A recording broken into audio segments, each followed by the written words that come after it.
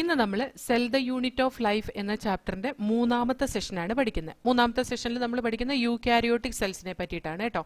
Eukaryotic സെൽസിൽ വരുന്നതാണ് protista, plants, animals, fungi അല്ലെ. നമ്മൾ ആ 5 കിങ്ഡം ക്ലാസിഫിക്കേഷൻ പറഞ്ഞപ്പോൾ പ്രോകാരിയോട്സിൽ വരുന്ന കിങ്ഡം മൊണീറയും ബാക്കിയെല്ലാം യൂകാരിയോട്ടിക് ഓർഗാനിസത്തിൽ വരുന്നതാണ്. അതായത് പ്രോട്ടിസ്റ്റയും പ്ലാന്റ്സും ആനിമൽസും ഫംഗൈയും ഒക്കെ. യൂകാരിയോട്ടിക് സെൽസിൽ there is an extensive compartmentalization. ഓരോ ഫംഗ്ഷനും ചെയ്യാൻ ഓരോ കമ്പാർട്ട്മെന്റ് ആയിട്ട് സൈറ്റോപ്ലാസം തിരിച്ചിട്ടുണ്ട്. ആ സൈറ്റോപ്ലാസത്തിൽ കാണുന്ന ഓരോ കമ്പാർട്ട്മെന്റ് ആണ് മെംബ്രെയിൻ ബൗണ്ട് ഓർഗനൽസ് എന്ന് പറയുന്നത്. യൂകാരിയോട്ടിക് സെൽസിൽ വെൽ ഓർഗനൈസ്ഡ് ന്യൂക്ലിയസ് ഉണ്ട്, അതായത് വെൽ ഡെവലപ്ഡ് ന്യൂക്ലിയസ് ഉണ്ട്, ന്യൂക്ലിയർ എൻവലപ്പോട് കൂടി. അതുകൊണ്ടാണ് യൂകാരിയോ, ട്രൂ ന്യൂക്ലിയസ് കണ്ടെയ്നിങ് എന്നാണ് യൂകാരിയോന്റെ അർത്ഥം കേട്ടോ. അപ്പോൾ ഈ യൂകാരിയോട്ടിക് സെല്ലിൽ എന്താണ് വെൽ ഡെവലപ്ഡ് ന്യൂക്ലിയസിന്റെ പ്രോപ്പർ കമ്പാർട്ട്മെന്റലൈസേഷൻ്റെ ഓരോ കമ്പാർട്ട്മെന്റിലും ഓരോ തരത്തിലുള്ള ഫംഗ്ഷൻ ആയിരിക്കും ചെയ്യുന്നത്. ആ ഓരോ കമ്പാർട്ട്മെന്റിനെയാണ് നമ്മൾ സെൽ ഓർഗനൽ എന്ന് പറയുന്നത്. അപ്പോൾ ഈ യൂകാരിയോട്ടിക് സെല്ലിൽ നമുക്ക് എല്ലാ സെൽ ഓർഗനലിലും പഠിക്കണം കേട്ടോ. യൂകാരിയോട്ടിക് സെല്ലിൽ variety of complex locomotory and cytoskeletal സ്ട്രക്ചേഴ്സും ഉണ്ട്. അതായത് ഓരോ സെല്ലിനും സൈറ്റോസ്കെലിറ്റൻ ഉണ്ട്, സ്കെലിറ്റൻ ഉണ്ട് സെല്ലിന്റെ സൈറ്റോസ്കെലിറ്റൻ എന്ന് പറയുന്ന micro tubules, intermediate filaments, micro filaments, അങ്ങനത്തെ കുറെ ഫൈബ്രസ് പ്രോട്ടീൻസ് ആണ്. അപ്പോൾ ഈ ഫൈബ്രസ് പ്രോട്ടീൻസ് ഒക്കെ സൈറ്റോസ്കെലിറ്റൻ ആയിട്ട് ആക്ട് ചെയ്യുകയും ആ സൈറ്റോസ്കെലിറ്റൻ ഒരു കോംപ്ലക്സ് ലോക്കോമോട്ടറി ആക്ടിവിറ്റി സെല്ലിന്റെ ഉള്ളിൽ പോസിബിൾ ആക്കുകയും ചെയ്യും. ഇപ്പം നമ്മുടെ സ്കെലിറ്റൻ എടുത്ത് നോക്കിയാൽ നമുക്കറിയാം ബോൺസും കാർട്ടിലേജും കൊണ്ടാണ് നമ്മുടെ സ്കെലിറ്റൻ ഉണ്ടാക്കിയിട്ടുള്ളത് അല്ലേ. അപ്പോൾ ഈ ബോൺസും കാർട്ടിലേജും കൊണ്ട് ഉണ്ടാക്കിയേക്കുന്ന ആ കവറിൻ്റെ ഉള്ളിൽ നമ്മുടെ ബോഡി ഓർഗൻസ് ഫിക്സ് ആയിട്ടായിരിക്കുന്നത്. അതിന് പതുക്കെ മൂവ് ചെയ്യാം, അതിനൊരു കൺട്രോൾഡ് ലോക്കോമോഷൻ അല്ലെങ്കിൽ കൺട്രോൾഡ് മൂവ്മെൻ്റ് ആണുള്ളത്. അതേപോലെ തന്നെയാണ് നമ്മുടെ യൂകാരിയോട്ടിക് സെല്ലിൻ്റെ കേസിലും. അതിനും ഒരു പ്രോപ്പറായിട്ടുള്ള സൈറ്റോസ്കെലിറ്റൻ ഫൈബ്രസ് പ്രോട്ടീൻ്റെ രൂപത്തിലുള്ളത് കൊണ്ട് അതിൻ്റെ ഉള്ളിലുള്ള കോംപ്ലക്സ് ലോക്കോമോട്ടറി ആക്ടിവിറ്റീസ്, അതായത് പലതരത്തിലുള്ള മോളിക്യൂൾസ് അങ്ങോട്ടും ഇങ്ങോട്ടും ഒക്കെ മൂവ് ചെയ്യുന്നതിന് ഒന്ന് റെഗുലേറ്റ് ചെയ്യാൻ വേണ്ടിയിട്ട് ഈ സൈറ്റോസ്കെലിറ്റൽ സ്ട്രക്ചറിന് കഴിയും എന്നർത്ഥം. അതിൻ്റെ ജനറ്റിക് മെറ്റീരിയൽ, യൂകാരിയോട്ടിക് സെല്ലിലെ ജനറ്റിക് മെറ്റീരിയൽ ക്രോമസോമായിട്ടാണ് ഓർഗനൈസ് ചെയ്തേക്കുന്നത്. അതേസമയം പ്രോകാരിയോട്ടിൻ്റെ കേസിൽ അവർക്ക് ക്രോമസോം എന്ന് പറയാനില്ല. കാരണം ക്രോമസോം എന്ന് പറയുന്നത് എന്താണ്, ഈ ഹിസ്റ്റോൺ പ്രോട്ടീനും DNA-യും നോൺ ഹിസ്റ്റോൺ പ്രോട്ടീനും എല്ലാം കൂടെ കൂടിയതാ. പക്ഷെ പ്രോകാരിയോട്ടിലെ ഹിസ്റ്റോൺ പ്രോട്ടീൻ ഇല്ല എന്ന് നമ്മൾ പഠിച്ചിട്ടില്ലേ. പ്രോകാരിയോട്ടിലെ ഹിസ്റ്റോൺ പ്രോട്ടീൻ ഇല്ല, അതിന് പകരം അവർക്ക് ബേസിക് ആയിട്ടുള്ള ചില അമൈൻസ് ആണ്, അതിൻ്റെ മേലെയാണ് DNA ബൈൻഡ് ചെയ്തിട്ടുള്ളത്. അതുകൊണ്ട് തന്നെ അവർക്കൊരു ശരിക്കും ഒരു ക്രോമസോം ഇല്ല. ക്രോമസോമൽ DNA എന്ന് പറഞ്ഞാൽ പോലും അവർക്ക് ശരിക്കും പറഞ്ഞാൽ അത് ക്രോമസോമായിട്ട് കൺസിഡർ ചെയ്യാൻ കഴിയില്ല, ഹിസ്റ്റോൺ പ്രോട്ടീൻ ഇല്ലാത്തതുകൊണ്ട്. അപ്പോൾ യൂകാരിയോട്ടിൻ്റെ കേസിലാണെങ്കിൽ ജനറ്റിക് മെറ്റീരിയൽ വളരെ നന്നായി ക്രോമസോം ഫോമിലായിട്ടാണ് കാണുന്നത്. ഇനി യൂകാരിയോട്ടിക് സെൽസ് ഐഡന്റിക്കൽ ആയിട്ടുള്ള സെൽസ് അല്ല, പലതരത്തിലുള്ള യൂകാരിയോട്ടിക് സെൽസ് ഉണ്ട്. ഇപ്പോൾ പ്രോട്ടിസ്റ്റയും പ്ലാന്റും ആനിമലും ഫംഗൈ ഒക്കെ എടുത്ത് നോക്കി കഴിഞ്ഞ് കഴിഞ്ഞാൽ പലതരത്തിലുള്ള സെൽസ് ആയിരിക്കും അവിടെ കാണുക. പ്ലാന്റ്സും ആനിമൽ സെൽസും നമുക്കൊന്ന് കമ്പയർ ചെയ്ത് നോക്കാം. അതിൻ്റെ പ്ലാന്റ്സിൻ്റെ കേസിലാണെങ്കിൽ സെൽ വോൾ ഉണ്ട്, പ്ലാസ്റ്റിഡ് ഉണ്ട്, അതുപോലെ തന്നെ വലിയ സെൻട്രൽ വാക്യൂളൊക്കെ ഉണ്ട്. അതുകൊണ്ട് തന്നെ അതിൻ്റെ ന്യൂക്ലിയസ് ഒക്കെ പെരിഫറിയിൽ പോയി ഒരു മൂലയിൽ പോയി ആയിരിക്കും ഇരിക്കുന്നത്. പക്ഷേ ഇതൊന്നും ആനിമൽ സെല്ലിലില്ല. അതായത് സെൽ വോൾ ഇല്ല, സെൽ വോൾലെസ് ആണ്, സെൽ മെംബ്രെയിൻ ആണ് അതിന്റെ ബൗണ്ടറി എന്ന് പറയുന്നത്. പ്ലാസ്റ്റിഡ് ഇല്ല, കാരണം ഒരു ഫോട്ടോസിന്തസിസ് ചെയ്യുന്നില്ല, അല്ലെങ്കിൽ പ്ലാസ്റ്റിഡിന്റെ ഫംഗ്ഷൻ ചെയ്യുന്നില്ല. സെൻട്രൽ വാക്യൂൾസ് ഒന്നും ഈ ആനിമൽ സെല്ലിലില്ല. പക്ഷേ ആനിമൽ സെല്ലിൽ കാണുന്ന ഒരു എക്സ്ട്രാ സെൽ ഓർഗനലാണ്, അത് നോൺ മെംബ്രെയിനിയസ് സെൽ ഓർഗനലാണ്. നമ്മൾ സെൻട്രോസോം എന്ന് പറയുന്ന ഒരു നോൺ മെംബ്രെയിനിയസ് സെൽ ഓർഗനൽ ഉണ്ടെന്ന് പറഞ്ഞില്ലേ, അത് സാധാരണയായിട്ട് ഓൾമോസ്റ്റ് ഓൾ പ്ലാന്റ്സിൽ അത് ആബ്സെന്റ് ആണ്. പക്ഷെ ആനിമൽ സെല്ലിൽ അത് പ്രസന്റ് ആണ്. അത് ആനിമൽ സെല്ലിൽ എക്സ്ട്രാ ആയിട്ടുള്ളത് സെൻട്രോസോമും പ്ലാന്റ് സെല്ലിൽ എക്സ്ട്രാ ആയിട്ടുള്ളത് സെൽവോളും പ്ലാസ്റ്റിഡും വാക്യൂളും ആണ്. അപ്പോൾ ഇത്രയാണ് പ്ലാന്റ് സെല്ലും ആനിമൽ സെല്ലും തമ്മിലുള്ള വ്യത്യാസം. ഇനി അതിൻ്റെ ഒരു ഡയഗ്രം കൊടുത്തിട്ടുണ്ട്, നമുക്കൊന്ന് നോക്കാം. See here, before that we will just read this. Eukaryotic cells. The eukaryotes include all the protists, plants, animals and fungi. In eukaryotic cells, there is an extensive compartmentalization of cytoplasm through the presence of membrane-bound organelles. Eukaryotic cells possess an organized nucleus with a nuclear envelope. In addition, eukaryotic cells have a variety of complex locomotory and cytoskeletal structures. Their genetic material is organized into chromosomes. All eukaryotic cells are not identical. Plants and animal cells are different, as the former possess cell walls, plastids and large central vacuole, which are absent in animal cells. On the other hand, animal cells have centriole, which are absent in almost all plant cells. Plant സെല്ലിന്റെ structure നോക്കിയേ, cell wall ഉണ്ട്, mitochondria ഉണ്ട്, ribosome, chloroplast, cytoplasm, peroxisomes are present in this. അതേപോലെ microtubules ഉണ്ട്. മൈക്രോ ട്യൂബ്യൂൾസും മൈക്രോ ഫിലമെന്റ്സും ഇന്റർമീഡിയറ്റ് ഫിലമെന്റ്സും ഒക്കെയാണ് അതിന്റെ സൈറ്റോസ്കെലിറ്റൻ എന്ന് പറയുന്നത് കേട്ടോ. അതേപോലെ പ്ലാസ്മോഡെസ്മേറ്റൽ കണക്ഷൻസ് ഉണ്ട്. അതായത് രണ്ട് സെൽസിനെ തമ്മിൽ കണക്ട് ചെയ്യാൻ വേണ്ടിയിട്ട് പ്ലാസ്മോഡെസ്മേറ്റൽ കണക്ഷൻ ഉണ്ട്. സ്മൂത്ത് എൻഡോപ്ലാസ്മിക് റെറ്റിക്കുലം ലിപ്പിഡ് സിന്തസിസിന് വേണ്ടിയിട്ടുണ്ട്. ലൈസോസോംസ് ഉണ്ട്. റഫ് എൻഡോപ്ലാസ്മിക് റെറ്റിക്കുലം പ്രോട്ടീൻ സിന്തസിസിനായിട്ടുണ്ട്. ന്യൂക്ലിയസ് ഉണ്ട്. ന്യൂക്ലിയസിന്റെ ഉള്ളിൽ ന്യൂക്ലിയോളസ് എന്ന റീജിയൻ ഉണ്ട്. ന്യൂക്ലിയോളസ് എന്ന റീജിയൻ റൈബോസോം ആക്റ്റീവായിട്ട് അല്ലെങ്കിൽ RRNA ഏറ്റവും കൂടുതലായിട്ട് കാണുന്ന ഏരിയയാണ് ന്യൂക്ലിയോളസ് എന്ന് പറയുന്നത്. ന്യൂക്ലിയസ് തന്നെ ഡാർക്കായിട്ട് സ്റ്റെയിൻ ചെയ്യപ്പെടുന്ന റീജിയനെ നമ്മൾ ന്യൂക്ലിയോളസ് എന്ന് പറയുന്നത്. ഇനി ഗോൾജി അപ്പാരറ്റസ് ഉണ്ട്, ന്യൂക്ലിയർ എൻവലപ്പ് ഉണ്ട്, അതേപോലെ പ്ലാസ്മ മെംബ്രെയിൻ ഉണ്ട്, വലിയ വാക്യൂൾ ഉണ്ട്, മിഡിൽ ലെമല്ല ഉണ്ട്. ഇതൊക്കെയാണ് നമ്മൾ ഒരു പ്ലാന്റ് സെല്ലിനകത്ത് കാണുന്നത്. പക്ഷെ പ്ലാന്റ് സെല്ലിനകത്ത് കാണാത്തത് ഈ സെൽ വോൾ ഉണ്ടാവില്ല, മിഡിൽ ലെമല്ല ഉണ്ടാവില്ല, അതേപോലെ തന്നെ പ്ലാസ്റ്റിഡ്സ് ക്ലോറോപ്ലാസ്റ്റ് ഉണ്ടാവില്ല, അതേപോലെ വലിയ വാക്യൂൾസും നമ്മൾ ആനിമൽ സെല്ലിൽ കാണാൻ കഴിയില്ല. ആനിമൽ സെല്ല് നോക്കിക്കേ, see here if you see the cell membrane it is present. എവിടെയാ cell membrane? Okay, plasma membrane ഉണ്ട്, സെൻട്രോസോം അല്ലെങ്കിൽ സെൻട്രിയോൾ, ഇത് രണ്ടും കൂടി കൂടിയിട്ടാണ് സെൻട്രോസോം എന്ന് പറയുന്നത്. ഇതിന് ഒന്നിനെ സെൻട്രിയോൾ എന്നാണ് പറയുന്നത്. ഇത് ശരിക്കും പ്ലാന്റ് സെല്ലിലില്ല, ആനിമൽ സെല്ലിൽ മാത്രമേ ഉള്ളൂ. ഇപ്പൊ സെൻട്രിയോൾ ഉണ്ട്, പെറോക്സിസോം ഉണ്ട്, ലൈസോസോം ഉണ്ട്, റൈബോസോം നമുക്ക് കാണാം, മൈറ്റോകോൺട്രിയ ഉണ്ട്, അതേപോലെ റഫ് എൻഡോപ്ലാസ്മിക് റെറ്റിക്കുലം ഉണ്ട്, സൈറ്റോപ്ലാസം നമുക്ക് കാണാം, ന്യൂക്ലിയസ് ഉണ്ട്, ന്യൂക്ലിയോളസ് അതായത് ആക്റ്റീവ്ലി RRNA സിന്തസൈസിങ് റീജിയൻ അല്ലെങ്കിൽ റൈബോസോം സിന്തസൈസിങ് റീജിയൻ നമുക്ക് കാണാം, ന്യൂക്ലിയർ എൻവലപ്പ് ഉണ്ട്, സ്മൂത്ത് എൻഡോപ്ലാസ്മിക് റെറ്റിക്കുലം ഉണ്ട്, ഗോൾജി അപ്പാരറ്റസ് നമുക്ക് കാണാം, അതേപോലെ മൈക്രോവില്ലൈസ് അതായത് ഇപ്പൊ ഈ സെല്ലിന്റെ പുറത്ത് എന്തെങ്കിലും സിലിയേറ്റഡ് കുറച്ച് എക്സ്റ്റൻഷൻസ് ഉണ്ടെങ്കിൽ അതിനെ മൈക്രോവില്ലൈ, അത് മാക്സിമം അബ്സോർപ്ഷനൊക്കെ വേണ്ടിയിട്ടാണ്. ഇപ്പോൾ നമ്മുടെ ഇൻറ്റസ്റ്റൈനിൻ്റെ റീജിയനിലൊക്കെ മാക്സിമം ഫുഡ് അബ്സോർബ് ചെയ്യാൻ വേണ്ടിയിട്ട് അതിൻ്റെ ഇൻറ്റസ്റ്റൈൻ റീജിയനിലുള്ള കൊളുമിനാർ എപ്പിത്തീലിയൽ ടിഷ്യൂ വന്നിട്ട് മൈക്രോവില്ലൈ ആയിട്ട് മോഡിഫൈ ചെയ്തിട്ടുണ്ട്. എപ്പിത്തീലിയൽ സെൽസ് വന്നിട്ട് മൈക്രോവില്ലൈ മോഡിഫൈ ചെയ്യല്ല, മൈക്രോവില്ലൈ എന്ന എക്സ്റ്റൻഷൻ ഉണ്ടാക്കുന്നുണ്ട്. അങ്ങനെ ആ മോഡിഫൈ ചെയ്ത കൊളുമിനാർ സെൽസ് ആണ് എവിടെയുള്ളത്? സിലിയേറ്റഡ് കൊളുമിനാർ സെൽസ് ആണ് എവിടെയുള്ളത്? ഈ സ്മോൾ ഇൻറ്റസ്റ്റൈനിലുള്ളത്. അവിടെ സിലിയേറ്റഡ് എന്നുള്ളതിന് മൈക്രോവില്ലയാണ് അതിൻ്റെ ആ ഒരു എക്സ്റ്റൻഷൻ പറയുന്നത്. ഓക്കെ, അപ്പോൾ ഇത്രയാണ് ആനിമൽ സെല്ലിനകത്തുള്ളത്. നമുക്ക് വാക്യൂള് കണ്ടില്ല, പ്ലാസ്റ്റിഡ് കണ്ടില്ല, അതേപോലെ തന്നെ മിഡിൽ ലെമല്ല കണ്ടില്ല, അതേപോലെ നമുക്ക് പ്ലാസ്മോഡെസ്മേറ്റൽ കണക്ഷൻ അങ്ങനത്തെ കണക്ഷൻസ് ഒന്നും കണ്ടില്ല കേട്ടോ. അപ്പോൾ ആനിമൽ സെല്ല് ഈ കാണുന്നതും പ്ലാന്റ് സെല്ലിൽ കാണുന്നതാണ്. സെൽ വോൾ ഒന്നും ആനിമൽ സെല്ലിനകത്ത് കാണുന്നതല്ല. ഇനി നമുക്ക് ഓരോ ഇൻഡിവിജ്വൽ സെൽ ഓർഗനലിനെ കുറിച്ചും പഠിക്കാം. ഓരോ സെല്ലിലും കാണുന്ന ഇൻഡിവിജ്വൽ സെൽ ഓർഗനൽ. ആദ്യം നമ്മൾ പഠിക്കുന്ന സെൽ മെംബ്രെയിൻ ആണ് കേട്ടോ. സെൽ മെംബ്രെയിൻ്റെ ഡീറ്റെയിൽ സ്ട്രക്ചർ അത് സ്റ്റഡി ചെയ്തത് ഇലക്ട്രോൺ മൈക്രോസ്കോപ്പ് കണ്ടുപിടിച്ചതോടുകൂടിയാണ് അതിൻ്റെ ഡീറ്റെയിൽ സ്ട്രക്ചർ സ്റ്റഡി ചെയ്തത്. എന്നാൽ അതിനു മുമ്പ് തന്നെ ഇതിൻ്റെ കെമിക്കൽ സ്റ്റഡീസ് ചെയ്തിട്ടുണ്ട് സെൽ മെംബ്രെയിൻ്റെ. അതായത് ഹ്യൂമൻ റെഡ് ബ്ലഡ് സെൽ ഉണ്ടല്ലോ, അതിൻ്റെ സെൽ മെംബ്രെയിൻ്റെ കെമിക്കൽ സ്ട്രക്ചർ സ്റ്റഡി ചെയ്തിട്ടുണ്ട്. അതിൽ നിന്ന് സയന്റിസ്റ്റ് കണ്ടുപിടിച്ച ഒരു കാര്യം എന്താന്ന് വെച്ചാൽ ഒരു possible structure of plasma membrane അവർ എലൂസിഡേറ്റ് ചെയ്തെടുത്തു. ഇങ്ങനെയൊക്കെ ആയിരിക്കാം എന്നുള്ള ഒരു കോൺസെപ്റ്റ് അവർ കൊണ്ടുവന്നു. അപ്പൊ ആ ഒരു എന്താ പറയാ കെമിക്കൽ സ്റ്റഡീസിന്റെ വെളിച്ചത്തിൽ അവർ കണ്ടുപിടിച്ചത് എന്തൊക്കെയാന്ന് വെച്ചാൽ സെൽ മെംബ്രെയിൻ മെയിൻലി കമ്പോസ് ചെയ്തേക്കുന്ന ലിപ്പിഡ്സും പ്രോട്ടീൻസും കൊണ്ടാണ്. അതിനകത്ത് മേജർ ലിപ്പിഡ് എന്ന് പറയുന്നത് ഫോസ്ഫോലിപ്പിഡ് ആണ് കേട്ടോ. ഫോസ്ഫോലിപ്പിഡ് ആണ് ഈ സെൽ മെംബ്രെയിൻ്റെ മേജർ കോമ്പോസിഷൻ എന്ന് പറയുന്നത്. അത് രണ്ട് ലെയർ ആയിട്ടാണ് അറേഞ്ച് ചെയ്തേക്കുന്നത്.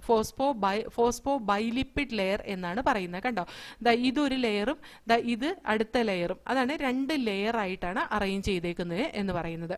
ഈ ലിപ്പിഡ്സ് അറേഞ്ച് ചെയ്തേക്കുന്ന മെംബ്രെയിനിൽ അറേഞ്ച് ചെയ്തേക്കുന്ന polar head towards the outer side, ഇതാണ് അതിന്റെ പോളാർ ഹെഡ് എന്ന് പറയുന്നത്. അത് രണ്ട് സ്ഥലത്തേക്കും രണ്ട് ഭാഗത്തേക്കും എക്സ്പോസ് ചെയ്യുന്ന രീതിയിലും, അതേപോലെ ഹൈഡ്രോഫോബിക് ടെയിൽ വെള്ളത്തിനെ പേടിയുള്ള നോൺ പോളാർ ആയിട്ടുള്ള ടെയിൽ റീജിയൻ അത് ഉൾഭാഗത്തേക്കും ആയിട്ടും ആണ് അറേഞ്ച് ചെയ്തേക്കുന്നത്.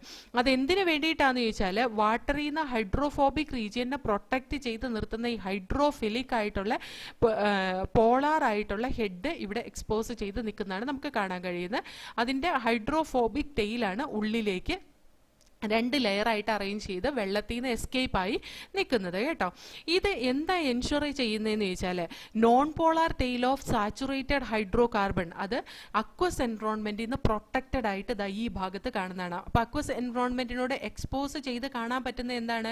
പോളാർ ഹെഡിനാണ്. ആ പോളാർ ഹെഡാണ് ഹൈഡ്രോഫിലിക് ആയിട്ടുള്ളത്. അവിടെ ഇപ്പോൾ വാട്ടർ എക്സ്പോസ് ആയാലും കുഴപ്പമില്ല. പക്ഷേ ഈ ഹൈഡ്രോഫോബിക് ആയിട്ടുള്ള നോൺ പോളാർ ടെയിൽ ഉണ്ടല്ലോ, അതൊരിക്കലും വാട്ടറിനോട് എക്സ്പോസ് ആവാൻ പാടില്ല. അതിന് വേണ്ടിയിട്ട് അത് ഹൈഡ് ചെയ്താണ് വച്ചേക്കുന്നത്. അതുകൊണ്ടാണ് അതിന് 2 ലെയർ ഉണ്ടാക്കേണ്ടി വന്നത്. ഫോസ്ഫോ ബൈലിപ്പിഡ് ലെയർ അക്വസ് എൻവറോൺമെന്റിൽ നിന്ന് സാച്ചുറേറ്റഡ് ഹൈഡ്രോ കാർബൺസ് അത് നോൺ പോളാർ ആയിട്ടുള്ള ടെയിലിനെ പ്രൊട്ടക്ട് ചെയ്ത് നിർത്താൻ വേണ്ടിയിട്ട്. ഈ ഫോസ്ഫോ ലിപ്പിഡിന്റെ ഒപ്പം തന്നെ നമുക്ക് കൊളസ്ട്രോളും കാണാൻ കഴിയും ഈ മെംബ്രെയിൻ്റെ കോമ്പോസിഷനിൽ കൊളസ്ട്രോളും നമുക്ക് ഫോസ്ഫോലിപ്പിഡിന്റെ ഒപ്പം കാണാൻ പറ്റും കേട്ടോ. ഫോസ്ഫോലിപ്പിഡിന്റെ ഉള്ളിലേക്ക് ഇറങ്ങിയിട്ട് കൊളസ്ട്രോളും ഇരിക്കുന്നുണ്ടോ. പിന്നീട് ബയോകെമിക്കൽ ഇൻവെസ്റ്റിഗേഷൻ ക്ലിയർലി റിവീൽ ചെയ്ത ഒരു കാര്യം എന്താണെന്ന് വെച്ചിട്ടുണ്ടെങ്കിൽ ഈ സെൽ മെംബ്രെയിനിൽ പ്രോട്ടീനും കാർബോഹൈഡ്രേറ്റും കൂടി ഉണ്ട്. ഫോസ്ഫോലിപ്പിഡിന്റെ ഒപ്പം പ്രോട്ടീനും കാർബോഹൈഡ്രേറ്റും കൂടി ഉണ്ട്. അതിൻ്റെ അകത്ത് പ്രോട്ടീൻ്റെ ലിപ്പിഡിന്റെ റേഷ്യോ ഓരോ സെല്ലിലും വ്യത്യാസം ഉണ്ടാവും. അതിൻ്റെ ഒരു എക്സാമ്പിൾ ഇവിടെ കൊടുത്തിട്ടുണ്ട്. ഹ്യൂമൻ RBC അല്ലെങ്കിൽ എറിത്രോസൈറ്റിൽ ഏകദേശം 52% പ്രോട്ടീനാണ്, 40% ലിപ്പിഡും, ബാക്കിയെല്ലാം കാർബോഹൈഡ്രേറ്റും കൊളസ്ട്രോളും ഒക്കെയാണ് കേട്ടോ. അപ്പോൾ 52% പ്രോട്ടീനും 40% ലിപ്പിഡുമാണ് എന്തിലുള്ളത്? ഹ്യൂമൻ RBCയുടെ മെംബ്രെയിനിൽ ഉള്ളത് കേട്ടോ. അതേപോലെ ഈ പ്രോട്ടീൻസ് 2 രീതിയിൽ അറേഞ്ച് ചെയ്തേക്കുന്നത്. ഒന്ന് പെരിഫറൽ ആയിട്ട് അറേഞ്ച് ചെയ്തേക്കുന്നത്, അതായത് അതിന്റെ സർഫസിൽ അറേഞ്ച് ചെയ്തേക്കുന്നു. ഒന്ന് ഇന്റഗ്രേറ്റ് ചെയ്ത രീതിയിൽ, ഇങ്ങനെ ഇതിന്റെ ഉള്ളിലേക്ക് ഇന്റഗ്രേറ്റ് ചെയ്ത രീതിയിലാണ് അറേഞ്ച് ചെയ്തേക്കുന്നത്. ഈ പെരിഫറലി അറേഞ്ച് ചെയ്തേക്കുന്ന ഈ പ്രോട്ടീന് നമുക്ക് ഈസി ആയിട്ട് എക്സ്ട്രാക്ട് ചെയ്തെടുക്കാം. പക്ഷേ ഈ ഇന്റഗ്രേറ്റ് ചെയ്തിരിക്കുന്ന ഈ പ്രോട്ടീൻ നമുക്ക് അത്ര ഈസി ആയിട്ട് എക്സ്ട്രാക്ട് ചെയ്തെടുക്കാൻ പറ്റില്ല. അതുകൊണ്ട് തന്നെ എത്ര എളുപ്പമായിട്ട് ഈ പ്രോട്ടീനെ എക്സ്ട്രാക്ട് ചെയ്തെടുക്കാൻ പറ്റുമോ അതനുസരിച്ച് ഈ ഫോസ്ഫോ ബൈലിപ്പിഡ് ലെയർ സെൽ മെംബ്രെയിനിൽ പ്രോട്ടീനെ നമുക്ക് 2 ആയിട്ട് ഡിവൈഡ് ചെയ്യാം. ഒന്ന് ഇന്റഗ്രൽ പ്രോട്ടീനും ഒന്ന് പെരിഫറൽ പ്രോട്ടീനും. ഇന്റഗ്രൽ പ്രോട്ടീൻ എന്ന് പറയുന്നത് ഇതേപോലെ ഇതിന്റെ ഉള്ളിലേക്ക് ഇന്റഗ്രേറ്റ് ചെയ്ത് കാണുന്നതാണ്. പെരിഫറൽ പ്രോട്ടീൻ എന്ന് പറയുന്നത് ഈ ഫോസ്ഫോ ബൈലിപ്പിഡ് ലെയറിന്റെ മേലെ പെരിഫറലി കാണുന്നതാണ്. പെരിഫറൽ പ്രോട്ടീൻ സർഫസിലും ഇന്റഗ്രൽ പ്രോട്ടീൻ പാർഷ്യലി അല്ലെങ്കിൽ ടോട്ടൽ ബറീഡ് ഇൻ ദ മെംബ്രെയിനിലുമാണ് നമുക്ക് കാണാൻ കഴിയുന്നത്. അപ്പോൾ നമുക്ക് ഇത്രയും പാരഗ്രാഫ് ഒന്ന് വായിച്ചു നോക്കിയിട്ട് നമുക്ക് അടുത്ത പാരഗ്രാഫ് നോക്കാം കേട്ടോ. Cell membrane. The detailed structure of the membrane was studied only after the advent of the electron microscope in 1950s. Meanwhile, chemical studies on the cell membrane, especially in human red blood cell, enabled the scientists to deduce the possible structure of plasma membrane. അതിനു മുമ്പ് തന്നെ electron microscope കണ്ടുപിടിക്കുന്നതിന് മുമ്പ് തന്നെ ഇവർ study ചെയ്തു. അതുകൊണ്ട് തന്നെ അവർക്ക് ഏകദേശം ഒരു രൂപം കിട്ടി എന്നാണ് പറയുന്നത്. These studies showed that the cell membrane is mainly composed of lipids and proteins. The major lipid are phospholipids. അതായത് ഫോസ്ഫോലിപ്പിഡ്സ് ആണ് അതിന്റെ മേജർ ലിപ്പിഡ് കോമ്പോസിഷൻ എന്ന് പറയുന്നത്. That are arranged in bilayer. ആ ഫോസ്ഫോലിപ്പിഡിനെ നമുക്ക് ലെസിത്തിൻ എന്നും പറയാം കേട്ടോ. Lecithin phospholipid, it is also called as lecithin. Okay,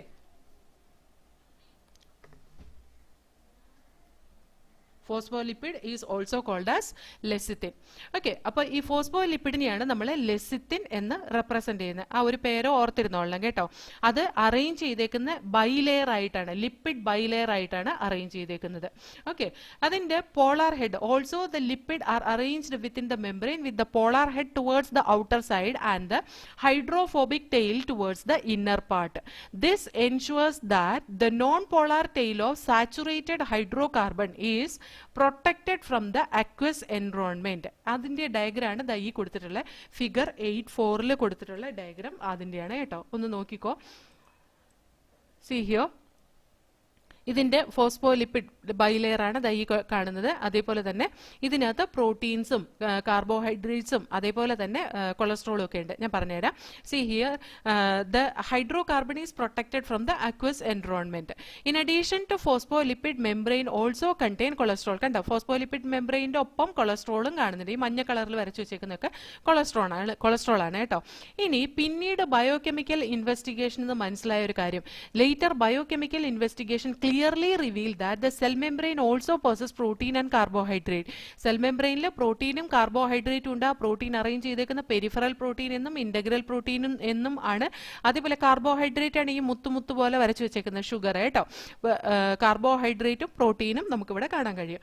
അതേപോലെ ratio protein and lipid varies considerably in different cell type. In human beings the membrane of the erythrocyte has approximately 52% of protein and 40% of lipids. Depending on the ease of extraction, membrane protein can be classified as integral and peripheral. Peripheral proteins lies on the surface of membrane, while the integral proteins are partially or totally buried in the membrane. കേട്ടോ. അപ്പോൾ ഇത്രയാണ് നമ്മുടെ ഈ ഒരു പാരഗ്രാഫിൽ കൊടുത്തിട്ടുള്ളത്. Next we will see in the.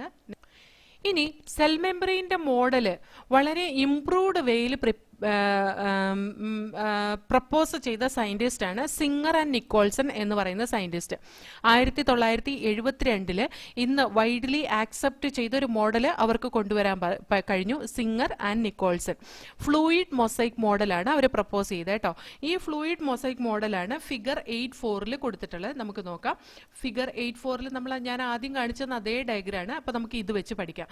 So ഹിയോ singer and Nicholson അത് fluid mosaic model കൊണ്ടുവന്നപ്പോൾ ഈ ഒരു മോഡൽ അനുസരിച്ച് quasi fluid nature of the lipid, quasi fluid nature of the lipid എന്ന് പറഞ്ഞാൽ അതാ ഈ ലിപ്പിഡിൻ്റെ ഫ്ലൂയിഡ് നേച്ചർ കൊണ്ട്, ലിപ്പിഡിൻ്റെ ഫ്ലൂയിഡ് നേച്ചർ കൊണ്ട് അതിൻ്റെ മേലെ ഇരിക്കുന്ന പ്രോട്ടീൻസിന് ലാറ്ററൽ മൂവ്മെന്റ് നടത്താൻ കഴിഞ്ഞു. അതായത് ഇതിൻ്റെ മേലേക്ക് ഇരിക്കുന്ന പ്രോട്ടീൻസിന് അതിൻ്റെ ഫ്ലൂയിഡിറ്റി അനുസരിച്ച് ലാറ്ററൽ മൂവ്മെന്റ് നടത്താൻ കഴിയും എന്നുള്ളതാണ്.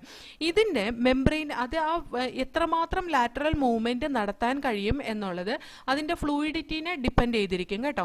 ഇനി ഈ ഫ്ലൂയിഡ് നേച്ചർ ഉള്ളത് കൊണ്ട് അത് ഒരു വളരെ ഇമ്പോർട്ടൻറ്റ് പോയിന്റ് ആണ്. അത് സെൽ ഗ്രോത്ത് നടത്തുന്ന സമയത്ത് ഈ ഫ്ലൂയിഡ് നേച്ചർ വളരെ യൂസ്ഫുൾ ആണ്. അതുപോലെ തന്നെ ഇന്റർ സെല്ലുലാർ ജംഗ്ഷൻസിൽ ഈ ഫ്ലൂയിഡ് നേച്ചർ ഉള്ള സെൽ മെംബ്രെയിൻ ഉണ്ടാവുന്നത്, അതേപോലെ ഈ ഫ്ലൂയിഡ് നേച്ചർ ഉള്ള സെൽ മെംബ്രെയിനിൽ നിന്ന് സെക്രീഷൻസ് ഈസി ആയിട്ട് നടക്കുക. അതായത് ഇപ്പോൾ സെല്ലിൻ്റെ ഉള്ളിൽ നിന്ന്, ഇപ്പോൾ ഇത് സെല്ലിൻ്റെ ഉൾഭാഗമായിരിക്കട്ടെ, ഈ സെല്ലിൻ്റെ ഉൾഭാഗത്ത് നിന്ന് എന്തെങ്കിലും സെക്രീറ്റ് ചെയ്യണമെങ്കിൽ ഇത് ഫ്ലൂയിഡ് നേച്ചർ ഉള്ളതായതുകൊണ്ട് ഇത് സെക്രീറ്റ് ചെയ്യുന്ന സാധനം ഇത് സെക്രീറ്റ് ചെയ്യുന്ന സാധനം എന്താ, ഇതൊരു ക്യാപ്സ്യൂളിൻ്റെ ഉള്ളിലാക്കി ഈ ക്യാപ്സ്യൂൾ ഈസി ആയിട്ട് ഇതിൽ കൂടെ പാസ് ചെയ്യാവുന്നേ ഉള്ളൂ. കാരണം എന്താ, ഇത് ഫ്ലൂയിഡിറ്റി ഉള്ളതാ. അങ്ങനെ എന്താ പറയുക, വളരെ തിക്കായിട്ടുള്ളതോ അല്ലെങ്കിൽ വളരെ സ്ട്രോങ് ആയിട്ടുള്ളതൊന്നും അല്ല, അത് ഫ്ലൂയിഡ് ആയിട്ടുള്ളതാണ്. അപ്പോൾ ഈ ഫ്ലൂയിഡ് വഴി ഈ പാർട്ടിക്കിളിന് മൂവ് ചെയ്ത് ഇങ്ങോട്ടേക്ക് എത്താവുന്നേ ഉള്ളൂ. അതുകൊണ്ട് തന്നെ സെക്രീഷന് വളരെ യൂസ്ഫുൾ ആണ് ഈ തരത്തിലുള്ള fluid nature of the cell membrane. അതേപോലെ തന്നെ എൻഡോസൈറ്റോസിസ്, എന്തെങ്കിലും ഇതിൻ്റെ ഉള്ളിലേക്ക് എടുക്കണമെങ്കിൽ ഇതേപോലെ ഒരു സാക്കിൻ്റെ ഉള്ളിലിരിക്കുന്ന സാധനം ഇതിൽ കൂടെ ഈസി ആയിട്ട് ഡിഫ്യൂസ് ചെയ്ത് ഇതിൻ്റെ ഉള്ളിലേക്ക് കയറി പോരാവുന്നുള്ളൂ. അതിനും സഹായിക്കും. അതുപോലെ സെൽ ഡിവിഷൻ്റെ സമയത്തൊക്കെ നമുക്ക് വളരെ ഈസി ആയിട്ട് സെൽ ഡിവിഷൻ നടത്താൻ കഴിയും ഈ ഫ്ലൂയിഡിറ്റി ഉള്ളത് കൊണ്ട് തന്നെ കേട്ടോ.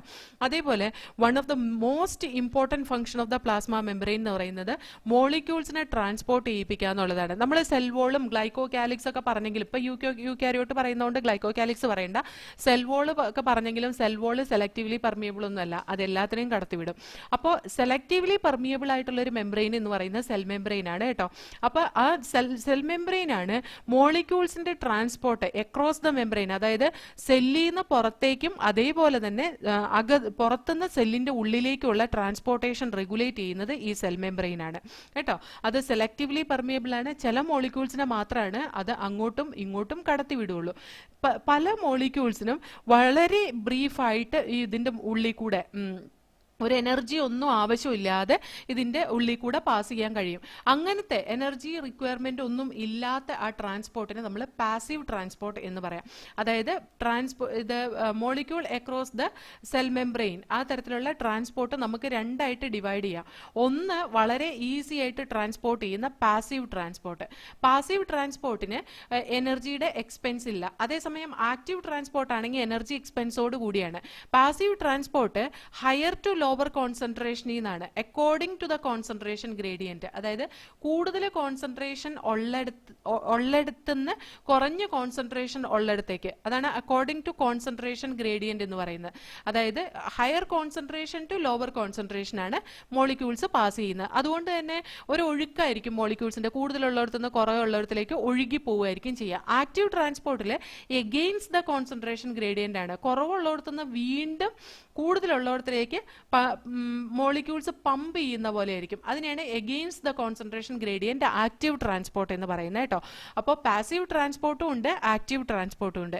ഇനി പാസീവ് ട്രാൻസ്പോർട്ട് നടക്കുമ്പോൾ ന്യൂട്രൽ മോളിക്യൂൾ ആണെങ്കിൽ, അതായത് ഇപ്പൊ നോൺ പോളാർ മോളിക്യൂൾ ആണെങ്കിൽ അത് ഹൈഡ്രോഫോബിക് ആയിരിക്കും. ഹൈഡ്രോഫോബിക് ആവുമ്പോൾ ഇതിൽ കൂടെ ചുമ്മാ അങ്ങ് ഡിഫ്യൂസ് ചെയ്ത് പോവാം.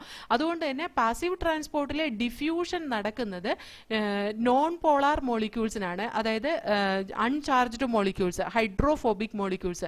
നോൺ പോളാർ മോളിക്യൂൾസ് എന്ത് നടക്കും? ഡിഫ്യൂഷൻ നടക്കും. ഡിഫ്യൂഷൻ വാട്ടറിലും നടക്കും. അതിന് നമ്മൾ പറയുന്നത് ഓസ്മോസിസ് എന്നാണ് കേട്ടോ. വാട്ടറിന്റെ ഡിഫ്യൂഷൻ നമ്മൾ പറയുന്നത് ഓസ്മോസിസ് എന്നാണ്. അതേപോലെ തന്നെ ഇനി നോൺ പോളാർ മോളിക്യൂൾ ആണെങ്കിലോ, according to the concentration gradient polar മോളിക്യൂളാ പാസ് ചെയ്യുന്നെങ്കിൽ that will be passed with the help of certain protein. ഈ ഇന്റഗ്രൽ പ്രോട്ടീനൊക്കെ വഴി ചില ചാനൽസ് ഒക്കെ കാണും. ഇതിൽ കൂടെയൊക്കെ ചില ചാനൽസ് കാണും. ഈ ചാനൽ വഴിയായിരിക്കും ആ മോളിക്യൂൾ മൂവ് ചെയ്യുന്നത്. ഈ ചാനൽ വഴി പോകാന്ന് പറയുമ്പോൾ അത് വെള്ളത്തിനെ കടത്തിവിടില്ല, അല്ലെങ്കിൽ പോളാർ മോളിക്യൂളിനെ കടത്തിവിടില്ല എന്നും പറഞ്ഞ് സ്റ്റബേൺ ആയിരിക്കുന്ന ഈ ഫോസ്ഫോ ബൈലിപ്പിഡ് ലെയറിന്റെ ഔദാര്യം വേണ്ട. അവർക്ക് ഈ പ്രോട്ടീൻ്റെ ഉള്ളിൽ കൂടെ തന്നെ മൂവ് ചെയ്യാൻ കഴിയും. അതുകൊണ്ട് അത് ഫെസിലിറ്റേറ്റഡ് ടൈപ്പ് ഓഫ് ഡിഫ്യൂഷനാണ് ചെയ്യുന്നത്. അതായത് അവരുടെ ഡിഫ്യൂഷൻ സഹായിക്കുന്ന, ഫെസിലിറ്റേറ്റ് ചെയ്യുന്ന ചില പ്രോട്ടീൻ ഉണ്ട്. അതാണ് ഫെസിലിറ്റേറ്റഡ് ടൈപ്പ് ഓഫ് ഡിഫ്യൂഷൻ നടക്കുന്നത്. അപ്പോൾ ഫെസിലിറ്റേറ്റഡ് ഡിഫ്യൂഷൻ നടക്കുന്നത് പോളാർ മോളിക്യൂൾസിനാണ് കേട്ടോ. പോളാർ കോമ്പൗണ്ട്സ് അല്ലെങ്കിൽ പോളാർ മോളിക്യൂൾസിനാണ് ഫെസിലിറ്റേറ്റഡ് ഡിഫ്യൂഷൻ നടക്കുന്നത്.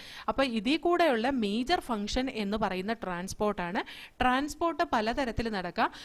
ഒരു തരത്തിലുള്ള ട്രാൻസ്പോർട്ട് എന്ന് പറയുന്ന പാസീവ് ട്രാൻസ്പോർട്ട് ആണ്. പാസീവ് ട്രാൻസ്പോർട്ട് എന്ന് പറയുന്നത് according to the concentration gradient molecule can pass. അതിനകത്ത് ന്യൂട്രൽ സൊല്യൂട്ട് ഒക്കെ ആണെങ്കിൽ ആ മെംബ്രെയിൻ വഴി ഈസി ആയിട്ട് സിമ്പിൾ ഡിഫ്യൂഷൻ വഴി കോൺസെൻട്രേഷൻ ഗ്രേഡിയന്റ് അനുസരിച്ച്, അതായത് ഹയർ കോൺസെൻട്രേഷൻ നിന്ന് ലോവർ കോൺസെൻട്രേഷനിലേക്ക് മൂവ് ചെയ്തോളും. അതേപോലെ വാട്ടറും ഇതേപോലെ തന്നെ മെംബ്രെയിൻ്റെ ക്രോസ് ആയിട്ട് മൂവ് ചെയ്യും, ഹയർ ടു ലോവർ കോൺസെൻട്രേഷൻ. വാട്ടറിന്റെ മൂവ്മെന്റിന് നമ്മൾ ആ വാട്ടറിന്റെ ഡിഫ്യൂഷനെ നമ്മൾ ഓസ്മോസിസ് എന്ന ടേം കൊണ്ടാണ് റെപ്രസെന്റ് ചെയ്യുന്നത്. പോളാർ മോളിക്യൂളിന് അങ്ങനെ ഈസി ആയിട്ട് നോൺ പോളാർ ലിപ്പിഡ് ബൈലെയർ വഴി പോകാൻ പറ്റില്ല. അതുകൊണ്ട് തന്നെ അതിനൊരു കാരിയർ പ്രോട്ടീൻ വേണം. അതായത് അതിനെ ഫെസിലിറ്റേറ്റ് ചെയ്യാൻ വേണ്ടിയിട്ട്, ഫെസിലിറ്റേറ്റ് ചെയ്യുന്ന ഒരു കാരിയർ പ്രോട്ടീൻ ഉണ്ടെങ്കിൽ അത് according to the concentration gradient അത് കാരിയർ പ്രോട്ടീൻ വഴി മൂവ് ചെയ്തോളും. അതിനെ ഫെസിലിറ്റേറ്റഡ് ഡിഫ്യൂഷൻ എന്നാണ് പറയുന്നത്. ഫെസിലിറ്റേറ്റഡ് ഡിഫ്യൂഷനിൽ പോളാർ മോളിക്യൂൾസ് ആണ് ട്രാൻസ്പോർട്ട് ചെയ്യുന്നത് എന്ന് പറയാം. ചില മോളിക്യൂൾസ് അതിൻ്റെ against the concentration gradient move ചെയ്യാറുണ്ട് സെൽ മെംബ്രെയിൻ വഴി.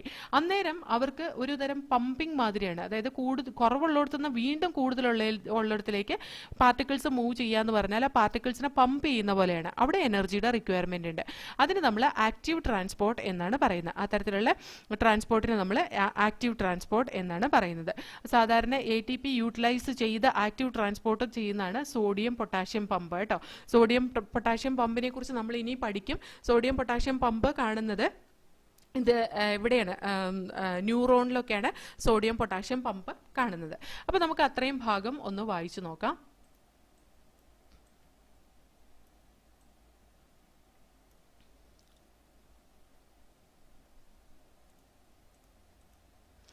An improved model of the structure of cell membrane was proposed by Singer and Nicholson, widely accepted as fluid mosaic model. According to this, the quasi-fluid nature of lipid enabled lateral movement of protein within the overall bilayer. This ability to move within the membrane is measured as its fluidity. അതിൻ്റെ fluidity കൊണ്ടാണ് lateral proteins അതിൻ്റെ മേലെ move ചെയ്യുന്നത്. ആ movement കൊണ്ട് ഒരുപാട് ഗുണങ്ങളുണ്ട് കേട്ടോ. ആ ഗുണങ്ങളാണ് ഇനി അടുത്ത് പറയുന്നത്. The fluid nature of the membrane is also important from the point of view of functions like cell growth, formation of intercellular junctions, secretion, endocytosis, cell division, etc. One of the most important functions of the plasma membrane is the transport of the molecules across it. The membrane is selectively permeable to some molecule present on either side of it. Many molecules can move briefly across the membrane without any requirement of energy, and this is called passive transport. Neutral solute may move across the membrane by the process of simple diffusion along the concentration gradient, that is from higher concentration to the lower. Water may also move across this membrane from higher to lower concentration. Movement of water by diffusion is called osmosis. As the polar molecules cannot pass through the non-polar lipid bilayer, they require a carrier protein of the membrane to facilitate their transport across the membrane. A few ions or molecules are transported across the membrane against their concentration gradient, that is from lower to the higher concentration. Such a transport is an energy dependent process in which ATP is utilized and is called as active transport. Example, sodium potassium pump. ഇനി നമുക്ക് next cell wall ആണ് പഠിക്കേണ്ടത്. നമുക്കറിയാം cell wall എന്ന് പറയുന്ന non living rigid structure ആണ്. Cell wall ഉള്ളത് എവിടെയാണ്? ചില പ്രോട്ടിസ്റ്റയിലും ഫംഗയിലും പ്ലാന്റ്സിലും ഒക്കെയാണ് സെൽ വോൾ ഉള്ളത് അല്ലേ. സെൽ വോള് പ്ലാസ്മ മെംബ്രെയിൻ്റെ ഒരു ഔട്ടർ കവറിംഗ് ആണ് ഫംഗസിലും പ്ലാന്റ്സിലും ഒക്കെ കാണുന്നത്.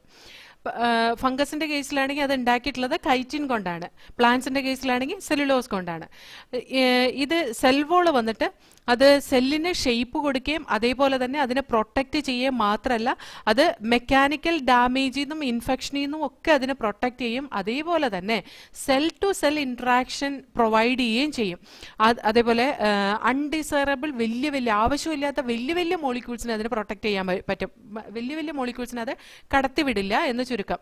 ഇനി ആൽഗയുടെയൊക്കെ സെൽ വോൾ ഉണ്ടാക്കിയിട്ടുള്ളത് cellulose, galactans, mannans and minerals like calcium carbonate ഇതൊക്കെ കൊണ്ടാണ്. എന്നാൽ പ്ലാന്റ് സെല്ലിൽ കാണുന്നത്, അതായത് ചില ആൽഗൽ സെല്ലിലാണ് കേട്ടോ, ആൽഗൽ സെല്ലിൽ പൊതുവേ എന്ന് പറയാം സെല്ലുലോസ്, ഗാലക്ടൻസും മാനൻസും അതുപോലെ തന്നെ കാൽഷ്യം കാർബണേറ്റ് ഒക്കെ കൊണ്ടാണ് ആൽഗൽ സെൽ വോൾ ഉണ്ടാക്കിയിട്ടുള്ളത്. എന്നാൽ ടിപ്പിക്കൽ പ്ലാന്റ് സെല്ലിൽ സെല്ലുലോസും ഹെമി സെല്ലുലോസും പെക്റ്റിൻസും പ്രോട്ടീൻസും ആണ് ഉള്ളത്. ഈ യങ് പ്ലാന്റ് സെല്ലിലാണെങ്കിൽ പ്രൈമറി സെൽ വോൾ ആയിരിക്കും ഉണ്ടാവുക. ഈ പ്രൈമറി സെൽ വോളിന് ഗ്രോത്തിനുള്ള കേപ്പബിലിറ്റി ഉണ്ട്, അത് ഗ്രോ ചെയ്യാൻ കഴിയുന്നതാണ്. ആ പ്രൈമറി സെൽ വോള് പതുക്കെ ഡീജനറേറ്റ് ചെയ്തു പോകും, അല്ലെങ്കിൽ ഡിമിനിഷ് ആയി പോകും. ആ സെല്ല് മെച്ചുവർ ആവുമ്പോൾ അത് ഡിമിനിഷ് ആയി പോവുകയും അതിൻ്റെ ഉള്ളിലേക്ക് ഒരു സെക്കൻഡറി സെൽ വോൾ ഫോം ചെയ്യുകയും ചെയ്യും. അതിൻ്റെ ഇന്നർ സർഫസിലേക്ക് ഒരു സെക്കൻഡറി സെൽ വോൾ ഫോം ചെയ്യുകയും ചെയ്യും. അപ്പോൾ ആ സെക്കൻഡറി സെൽ വോൾ പിന്നീട് ഗ്രോ ചെയ്യാത്തതാണ്. പ്രൈമറി സെൽ വോളാണ് ഗ്രോ ചെയ്യാൻ കഴിവുള്ളത് കേട്ടോ. അതായത് ഇപ്പോൾ ഒരു പ്ലാന്റ് സെല്ല് ഇതാ ഇങ്ങനെ ഉള്ള ഒരു പ്ലാന്റ് സെല്ല്, ഈ പ്ലാന്റ് സെല്ലിൽ ഇതിൻ്റെ പ്രൈമറി സെൽ വോൾ ഇതാന്നിരിക്കട്ടെ, പ്രൈമറി സെൽ വോൾ ഡിമിനിഷ് ചെയ്ത് കഴിഞ്ഞിട്ടുണ്ടെങ്കിൽ പതുക്കെ സെക്കൻഡറി സെൽ വോൾ എങ്ങോട്ടുണ്ടാവുക? ഇതിൻ്റെ ഉള്ളിലേക്കാണ് സെക്കൻഡറി സെൽ വോൾ ഉണ്ടാവുക. ഇതിൻ്റെ പുറത്തായിട്ടാണ് എന്തിരിക്കുന്നത്? മിഡിൽ ലെമല്ല ഇരിക്കുന്നത്. ഈ മിഡിൽ ലെമല്ല കണ്ട, ഇതിൻ്റെ പുറത്തായിട്ടാണ് മിഡിൽ ലെമല്ല ഇരിക്കുന്നത്. ശരിക്കും പറഞ്ഞാൽ മിഡിൽ ലെമല്ല ഉണ്ടാക്കിയിരിക്കുന്നത്, see here, the middle lamella, it is formed by the calcium pectate കേട്ടോ. ഈ മിഡിൽ ലെമല്ല കാൽഷ്യം പെക്റ്റേറ്റിന്റെ ഒരു ലെയറാണ്. അത് രണ്ട് സെൽസിനെ തമ്മിൽ അറ്റാച്ച് ചെയ്ത് നിർത്താൻ സഹായിക്കും. കണ്ടോ, അത് അവിടെ ഒരു സെല്ലുണ്ട്, ഈ സെല്ലിനെയും അടുത്ത് അതിൻ്റെ ഉള്ളിലിരിക്കുന്ന അതിൻ്റെ അപ്പുറത്തിരിക്കുന്ന സെല്ലിനെയും തമ്മിൽ അറ്റാച്ച് ചെയ്ത് നിർത്തും. അപ്പോൾ ഇതിൻ്റെ പ്രൈമറി സെൽ വോൾ എന്ന് പറയുന്നത് ഈ കാണുന്നതാണ്.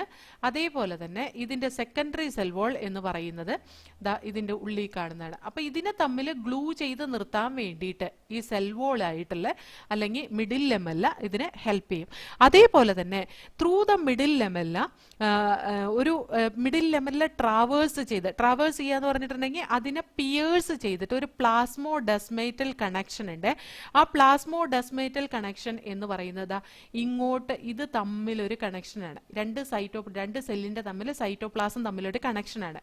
ഈ പ്ലാസ്മോഡെസ്മേറ്റൽ കണക്ഷൻ എന്ന് പറയുന്ന ഈ രണ്ട് സെല്ല് തമ്മിൽ ഡിവൈഡ് ചെയ്ത് സെപ്പറേറ്റ് ആയി പോകുന്ന സമയത്ത് ചില സെൽ ഓർഗനിൽ രണ്ട് സെല്ലിന്റെ സെൽ വോളിന്റെ ഇടയിൽ ട്രാപ്പ് ആയി പോകുന്നതാണെന്നാണ് പറയുന്നത്. അതായത് എൻഡോപ്ലാസ്മിക് റെറ്റിക്കുലോ അല്ലെങ്കിൽ ഗോൾജി അപ്പാരറ്റസോ കംപ്ലീറ്റ് ആയിട്ട് ഡിവൈഡ് ചെയ്ത് പോയില്ല എന്നുണ്ടെങ്കിൽ അതിന്റെ ഒരറ്റം ദാ ഇവിടെ ഇരിക്കും, ഒരറ്റം ദാ ഇവിടെ ഇരിക്കും. അതിന്റെ ഇടയിൽ കൂടെ മോളിക്യൂൾസ് അങ്ങോട്ടും ഇങ്ങോട്ടും പാസ് ചെയ്യാൻ കഴിയും എന്നാണ് പറയുന്നത്. അതായത് രണ്ട് സൈറ്റോപ്ലാസംസ് തമ്മിലുള്ള കണക്ഷനാണ് പ്ലാസ്മോഡെസ്മേറ്റൽ കണക്ഷൻ. പ്ലാസ്മോഡെസ്മേറ്റൽ കണക്ഷൻ ഈ മിഡിൽ ലെമല്ലേനെയും പ്രൈമറി സെക്കൻഡറി സെൽ വോളിനെയും ഒക്കെ ട്രാവേഴ്സ് ചെയ്ത് രണ്ട് സൈറ്റോപ്ലാസം തമ്മിൽ കണക്ട് ചെയ്യും. നെയ്ബറിംഗ് സെൽസിന്റെ രണ്ട് സൈറ്റോപ്ലാസം തമ്മിൽ കണക്ട് ചെയ്യുന്നത് നമുക്ക് കാണാൻ പറ്റും. അപ്പോൾ സെൽ വോൾ എന്ന് പറയുന്ന പോർഷൻ ഒന്ന് നോക്കാം. cell wall. As you may recall, a non-living rigid structure called the cell wall forms an outer covering for the plasma membrane of fungi and plants. Cell wall not only gives shape to the cell and protect the cell from mechanical damage and infection, it also helps in cell-to-cell interaction and provides barrier to undesirable macromolecules. Algae have cell wall made of cellulose, galactans, mannans and minerals like calcium carbonate, while in other plants it consists of cellulose, hemicellulose, pectins and proteins. The cell wall of a young plant cell, the primary wall, is capable of growth which gradually diminishes as the cell matures, and the secondary wall is formed on the inner towards membrane side of the cell.